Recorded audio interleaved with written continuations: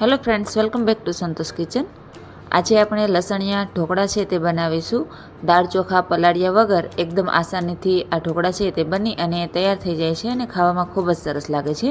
તો ચાલો બનાવવાની શરૂઆત કરીએ. તો એના માટે અહીંયા મેં 1 કપ જેટલો રવો છે તે લીધેલો છે.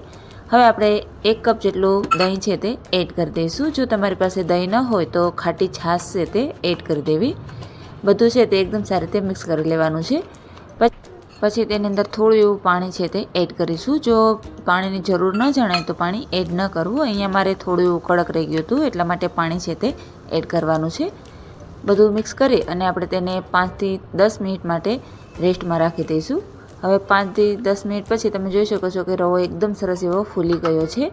તો હવે ફરીથી આપણે અડધો કપ જેટલું પાણી છે તે એડ કરી અને બધું સારી રીતે મિક્સ કરી લઈશું. પછી તેની અંદર 1 ટેબલસ્પૂન જેટલા લીલા મરચાં અને 1 ટેબલસ્પૂન જેટલા લસણ છે તે એડ કરવાનું છે. અહીંયા લસણ છે તેને આવી રીતે કટકી કરી અને નાખશું તો તેનો ટેસ્ટ છે તે ખૂબ જ સરસ આવશે. પછી સ્વાદ અનુસાર મીઠું છે તે એડ કરી દઈશું અને થોડી એવી ખાંડ છે તે એડ કરવાની છે. બધું છે તેને ફરીથી સારી રીતે મિક્સ કરી દઈશું.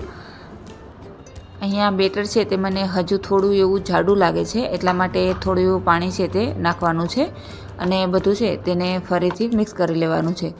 હવે 1 ટેબલસ્પૂન જેટલો ઈનો છે તે નાખી અને આપણે એક જ ડાયરેક્શનની અંદર હલાવી અને બેટરને તૈયાર કરી લેવાનું છે. પછી ઢોકળિયાની જે ડીશ હોય છે તેની અંદર આપણે આ બેટર છે તે એડ કરી દઈશું.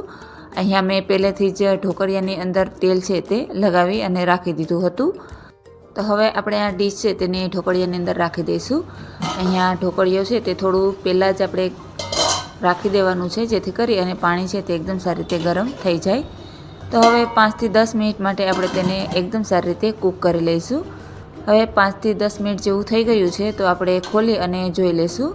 તો આપણા સરસ મજાના ઢોકળા છે તે થઈ ગયા છે. ચાકુ આવી રીતે ભરાવશું તો જો તેની અંદર ચોટે નહીં એનો મતલબ કે એકદમ સારી રીતે ચડી ગયા છે.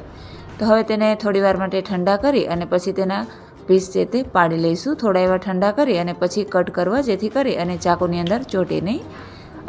અને પછી રાઈ લીમડાનો વઘાર છે તે આપણે તેની ઉપર નાખી દઈશું. તો આપણા સરસ મજાના ઢોકળા છે તે બની અને તૈયાર થઈ ગયા છે. એકદમ ઇન્સ્ટન્ટ ઢોકળા છે તે બની અને તૈયાર થાય છે. તો આ રીતથી તમે પણ એક વખત જરૂરથી ટ્રાય કરજો. ઘરની અંદર બધાને ખૂબ જ ભાવશે અને ખાવામાં એકદમ ટેસ્ટી એવા લાગે છે. તો જો રેસીપી પસંદ આવી હોય તો વિડીયોને લાઇક, શેર અને સબસ્ક્રાઈબ કરવાનું ન ભૂલશો.